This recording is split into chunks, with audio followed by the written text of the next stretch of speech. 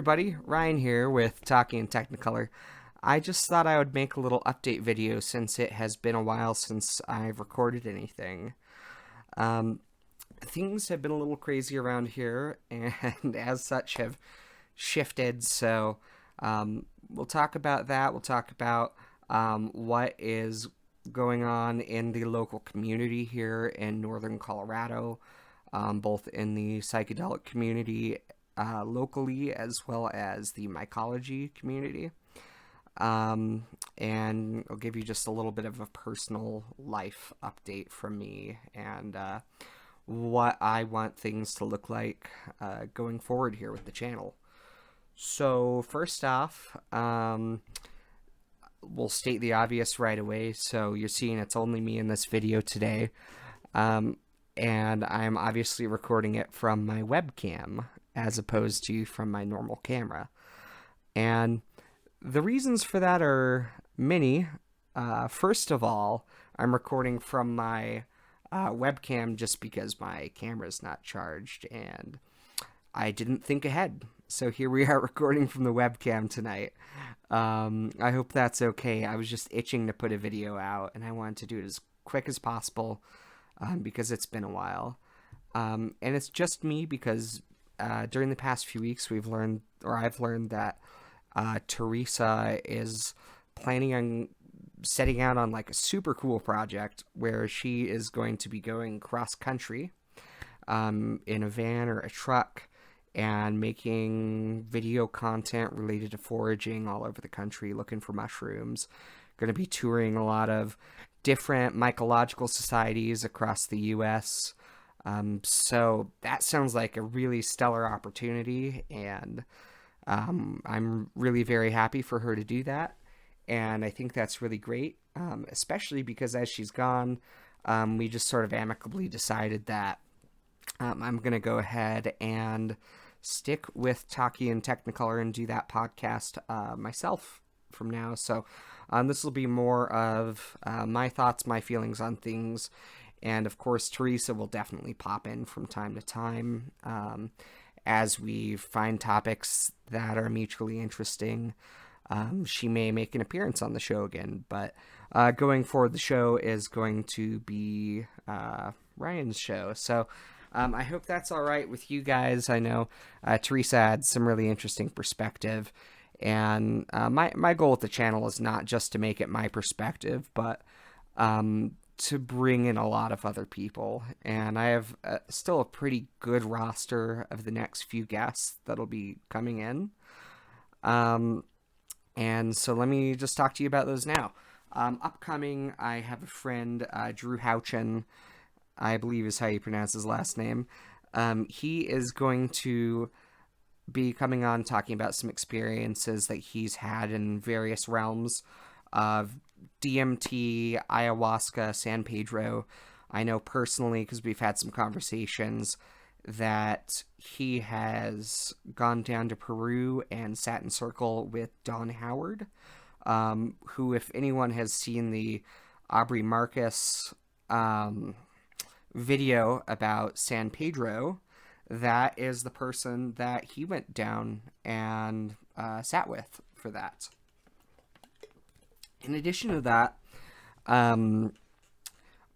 he has had some recent experiences back home with psilocybin and DMT that he would like to talk with us about.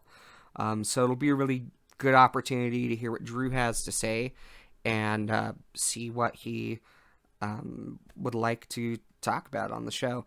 It's kind of up in the air for me what I think he'll go into fully, but I have a feeling it's going to be good. Drew has some pretty good experience under his belt, so it's going to be my pleasure to have him on the show. So that should be my next upcoming guest. Following that, I have a woman named Alma who does breathwork here in the Fort Collins area, and she is going to do a podcast with me about psychedelic cult indoctrination. And we can umbrella that term to talk about New Age cult indoctrination. This can happen with things like Reiki, LSD, psilocybin. Ayahuasca has a ton of culty stuff going on in it. And I personally have experienced attempted cult indoctrination by an ayahuasquero, or ayahuasquera, I should say. And I only put that in quotes because this person was not part of the Peruvian or South American tradition. She's a woman living in the United States who has zero business giving anyone any substances. I won't name names, but we'll crack that story open as well when we do that. So I'm really interested in looking at the cult aspects of New Age philosophy, psychedelia, all that kind of stuff. Because I feel like we try to be really positive in this community, and we don't always talk about the negative. And one negative you have to watch out for is the risk of indoctrination into very strange beliefs. Because as you may recall, when you take psychedelics, you are neuroplastic. So that's a soapbox I've stood on for a while since I had my experience with attempted coercion or cult indoctrination with an ayahuasquera, who will just say advertised ayahuasca, did not provide ayahuasca. It was very much a witch's brew, and I mean that literally in terms of what she put in that. So we'll talk about that when we have Alma on. I've had some San Pedro experiences myself that I know I've talked about on the channel here. So that's going to be something that I will go into with Drew probably. And then upcoming, we also are going to do a show on psychedelic fatherhood. So I have a friend of mine out in Florida who will Skype in with me and talk about his experiences being a father and how interacting with the psychedelic experience has colored his perspective as a father as well as mine. Psychedelic fatherhood is a big topic for me. And no, that doesn't mean, that kids are ever around anything that has anything to do with psychedelics. Just how has my personal mental health progression, how has other people's personal progression psychologically, mental health wise, emotionally been impacted by psychedelics, and how has that improved or challenged their relationships with their family. So I feel like in Western culture, you look down in South America and see people who have indigenously worked with ayahuasca or San Pedro or other various entheogens, Vilca, some of the snuffs down there, Yopo. Those folks have a support network built in to their society to deal with the psychedelic experience. They have some underlying networks and structures in their society that allow them to integrate more thoroughly, I would say, and safely than we do here in the West in the United States. So that's an interesting topic for me as well, is integration. I have a guest coming on who should be Skyping in the next few weeks, and I'm trying to post these every other week going forward is my new goal. And he's a friend of mine named Brian. He recently agreed to do a before and after interview with me of his first ever psilocybin trip. So he has partaken of his own volition with no involvement of me whatsoever, taken some psilocybin, and we did a little counseling session beforehand, just kind of coaching him on what he is looking for, what he hopes to get out of the trip, what his goals are, his intention, and then he took that process on his own, and we're going to talk about what his trip was like, how his life since then has been, how it has affected him as a person. So it should be really interesting material, I think. And part of it that we agreed to, him and I, is that this is also going to be part of his integration process. So those of you who know me know that I actually host an integration circle here in Fort Collins at the Psychedelic Club at CSU, where the goal is to meet about once a month and discuss our psychedelic experiences. And through that process, it gives people both the opportunity to work through some difficult psychological, mental, emotional material that they encounter in the psychedelic realm. But it also allows people a chance to just talk to someone else who has had these kinds of experiences. As you may know, I know in my life, with my wife after I done this, she's very, very, kind of straight edge, by the books, former military, really cool lady, but we're kind of like the odd couple in that sense because I have used psychedelics to improve my mental health, and that is not her thing.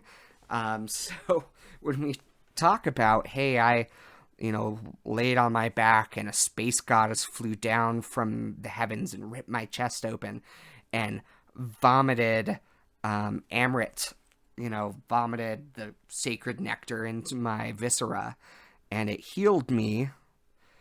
That sounds like a lunatic talking to her. But someone else who's had intense visionary psychedelic experiences like I've had finds that kind of thing very relatable. I just happen to be the kind of person who has extremely visual trips with displacement of time and space. I've experienced ego loss, if that's what you want to call it. To me, I think that sounds a little pretentious sometimes, so I try to avoid it. But to make it relatable, I'm saying ego loss during that span of time. So, and that's hard to explain to the layman. So that's kind of what we do with the integration circle. But me and my friend are going to have an integration webcam session, and you guys are going to get to watch. So I'm going to ask him, what happened during the trip, give us the play-by-play, how he felt, what he thought about it. And the goal is, A, to get some interesting insight and information into what happens the first time someone takes psilocybin when they've never done any sort of drug before. And also, just, I think it could be pretty healing for him to talk through it. And it'll be interesting to see, because we've had a conversation about it previously. And I have to tell you, his trip is wild. I'll just say, his point of view, he is very much a high fantasy loving, D&D playing, Warhammer playing, RPG loving kind of guy. He's, I'm a big old nerd, but he is a step higher than me, kind of an uber nerd, and honestly, like, my best friend in the world besides my wife. And yeah, really, really cool guy, really sweet, but you would never think he would do psilocybin. So it was really interesting to find someone who is completely unexperienced, but open to that prospect. So it's going to be a really cool documentation. I'm very excited about it. Next, another thing that I want to talk to you guys about is Bacchanal, which is a heretofore sort of uncovered psychedelic here in the West. This is something that I've been studying over the past couple years. I've gone as far as to obtain a gentleman's doctoral dissertation on this very rare, very hidden secret entheogen. So one of our topics is going to be Bacchanal, which I should put up pretty quickly because, as I just mentioned, that you are probably Googling it right now. But yeah, we'll talk about that here soon, and yeah, basically that's where we're going from here. That's what I have on the table. Also going to give you a little update about my personal life. I have been telling some folks, my wife worked with the patient in Loveland, who's the very first to get COVID-19 in Larimer County, Colorado. And she ended up, during this time, bringing that virus home to me. So I was very sick in bed for a while. And I've just been working on getting my head straight and getting this project back up and running. But during all of this social distancing that we've been going through, that means my local club, and thank you any of you Foco Myco friends who are watching this, my local club, the Fort Collins Mycological Society, I've basically canceled all of our events for now. And the reason for that is twofold. I know some of the other mushroom clubs are doing Skype or Zoom meetings, recording things and putting them on YouTube. And yes, I do want to do that. And, I've gotten a few emails, hey, are we doing Zoom? And for me personally, the reason I started the Mushroom Club and took that upon myself with Teresa at that time was because I wanted to have community. I wanted to meet people, see smiling faces, and collaborate. And I feel like the guests that I've gotten lined up for that club are super cool, and I want to make the best use of their time. And honestly, these are going to be really great lectures, but we can always have them in the winter. I do not feel that Zoom is the same thing, and that's just kind of where I'm at right now. So I hope everyone's okay with that. What I'm doing instead is I'm going to be posting some videos, what I'm calling virtual forays, and rescheduling anyone we have scheduled to talk at the local Mycological Society for later on, maybe this winter or fall or whenever, the State Department of Health, whenever Governor Polis comes out and says, okay, go back to normal, everything's fine. And then we'll go back to normal and everything will be fine. But that time isn't right now. And hopefully by the end of the summer, we can look at doing some socially distanced foraging trips. Hopefully we can maybe get a speaker to come and talk to you guys like outside at a park or something to where we can keep distance from each other. I don't know. I'm working on ways to make it work out. My hope is that we don't have to do the Zoom meetings, but if that's what you guys really want, let me know and we can do it. I've gotten 2 requests so far. So for now, my plan is to push back, and anyone who's bought a Mushroom Club membership, I'm extending that. So if you bought it at our last meeting a couple months ago, basically you're still at 0 time for the year. So you guys who are part of the Mushroom Club, don't worry, everyone's still going to get their full year out of it. So my goal is to just provide education for everybody in the community. So with that said, what have I been doing to keep myself busy during this time? Obviously, it has not been making Talking in Technicolor podcast. It has not been giving lectures at the Psychedelic Club at CSU or lobbying down in Denver for drug-related initiatives. But I can give you an update on that as well as we go along. In fact, let's just do that right now. So basically, with Teresa being the president of the Psychedelic Club at CSU, it's kind of in the air what's going to happen with that right now. So I've been kind of laying off making content for that in terms of working on some of the presentations I had planned.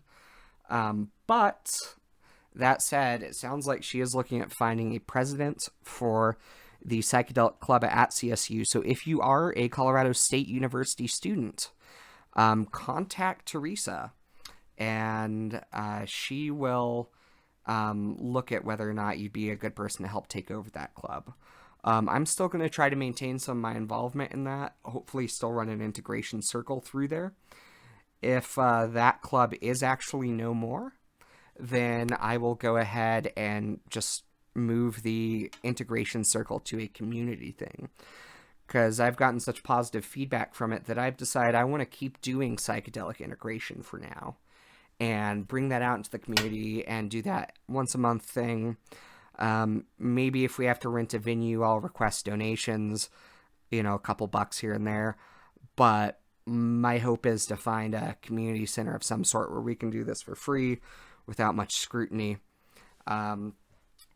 So that's kind of the news on that stuff. We don't know what's happening with Psychedelic Club. I hope it keeps going, and if it does, I'll do everything in my power to support it. That's where that is. Mushroom Club, I kind of gave you the down low on just now. It'll keep going. I'm looking for a new vice president for that as well.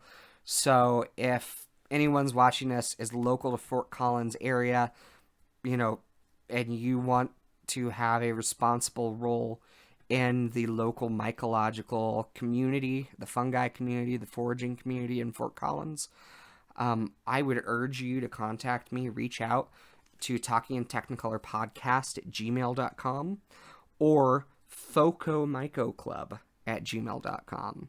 Either one of those would be fine. You'd reach me directly, and I would love to hear what you guys have to say in terms of what you could bring to the table for the Mushroom Club.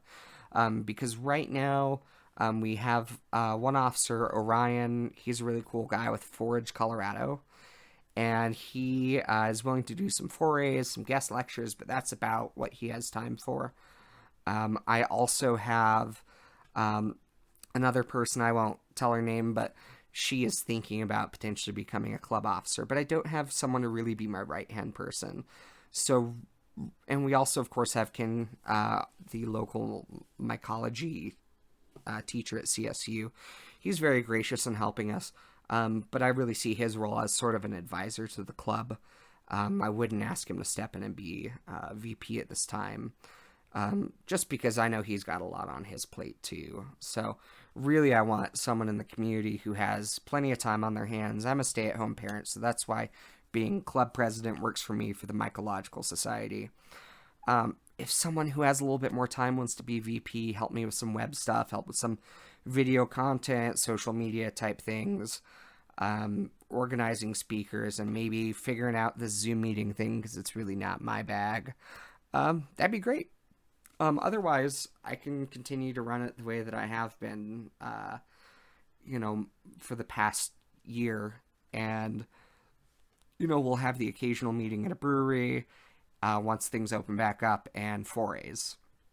That's kind of what I do. I'd love someone who has some hands-on cultivation experience, can help me put together a workshop, whatever. I have a few ideas of people I want to be involved. So if you're seeing this and thinking, why hasn't Ryan contacted me? Make the first move. Reach out first. I'd love to see if you want to be my new Fort Collins Mycological Society vice president. So, what else? So we've covered the Psychedelic Club at CSU stuff. We've covered Integration Circle. We have covered the Mushroom Club. Let's talk about home life. As you guys know, I have two kids here. And as my wife has been between jobs for several weeks, we've just all been home together this whole time. And it has been a challenge, and it's been good at the same time. We've all bonded. But we've just been doing a heck of a lot of gardening. I'm growing some interesting things right now you guys might be interested in.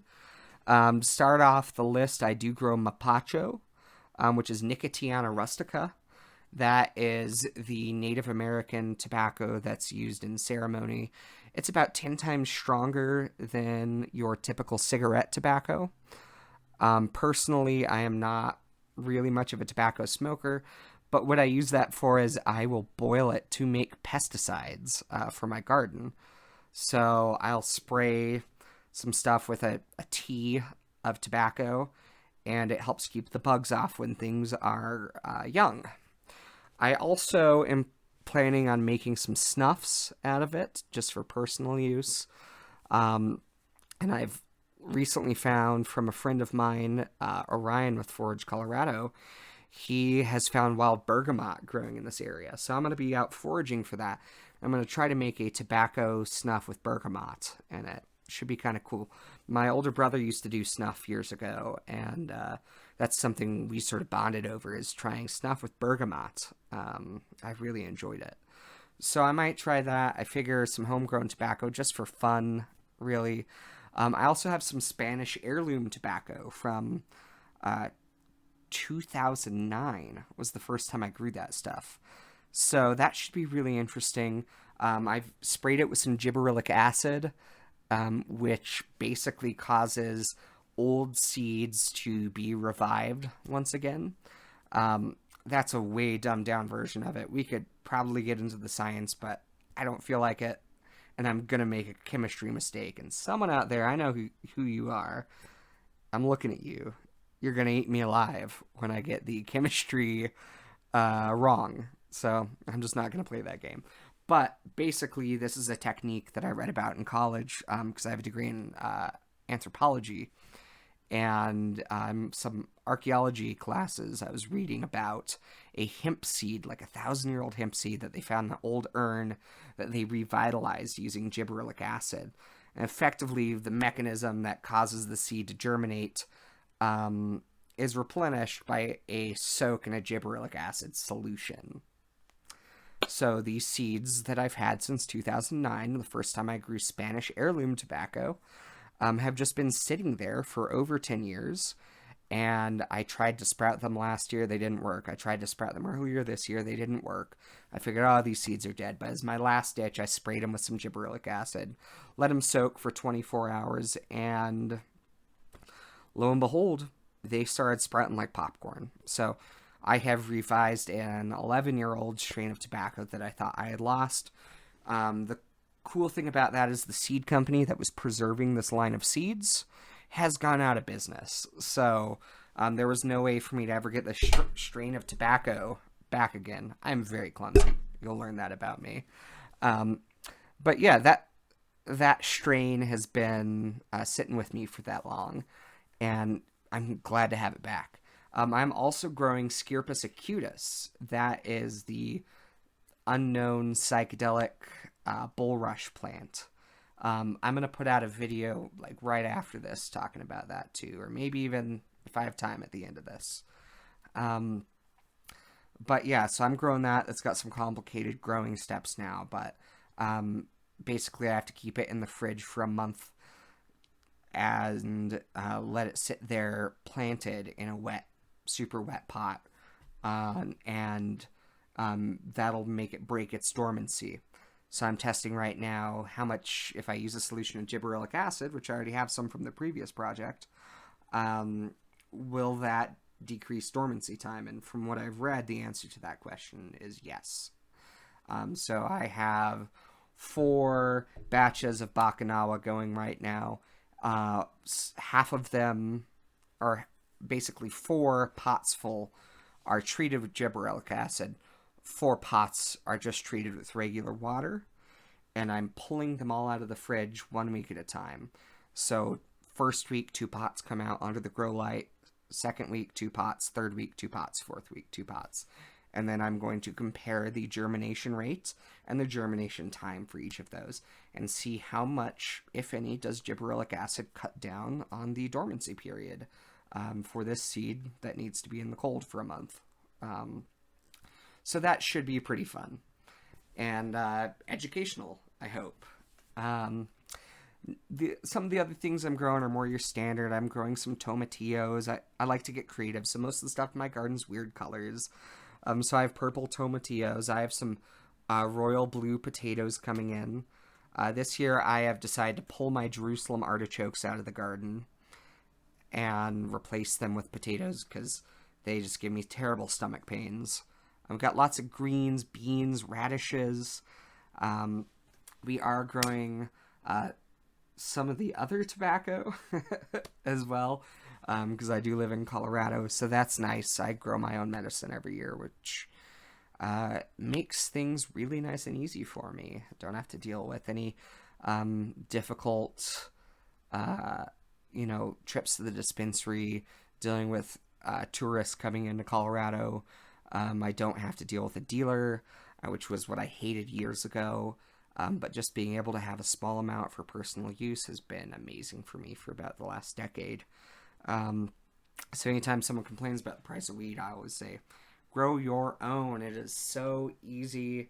You could fall ass backwards into growing an ounce and be good to go for a while. And I probably smoke an ounce every 3 or 4 months. So not a lot of weed.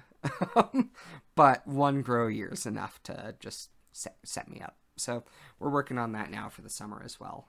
Of course, every precaution being taken for safety, etc., all within legal limits. But yeah, so that's kind of what's going on with the garden at home. And basically, I've been reading up a little bit. I'm currently reading the Psilocybin Mushroom Companion. I'll try to post a author name and link to that down below. Been reading up on the Bakanawa, reading every academic article I can get my hands on. And I can tell you, after doing a full research review, there's almost no information out there on it. So it'll be a call to action for you guys to see if you can help me with this research out in the community. So that should be an interesting prospect for us as well. I've also been researching San Pedro, and I think I'm going to, rather than giving my presentation on San Pedro, save my conversation with Drew to be just a conversation on San Pedro. So that should be really interesting as well. I have a friend who will talk to us at some point about breath work. I'm sure Alma will talk to us about that as well as her cult topic that we're doing. And that's kind of what I see coming down the pipeline. Now that I'm taking over this channel for myself, my main goal, my main intention with it is going to diverge a little bit from psychedelics, as I'm sure you've guessed. I'm going to be talking about some horticulture stuff since it's summer, and I'm going to be gardening a lot. Psychedelics will still be the main focus of the channel, but we might talk about foraging, some wilderness stuff, and just anything that comes to mind for me. I also ferment beer, wine, all kinds of stuff. I love to cook with wild forage foods, and I'm a huge forager. So, brace yourself, because we're probably going to talk about some of that stuff too. So, generally though, it'll basically be around psychedelics, plants, fungi, generally speaking. Maybe I do play the handpan, so you might see me post a little bit of music on here occasionally, or just talk to people in the handpan musical community or the meditation community, or any of those sort of related subcategories. I'd also love to get a marijuana grower on here to talk about that industry, or I have a friend who used to own a mushroom farm in Amsterdam, so a magic mushroom farm.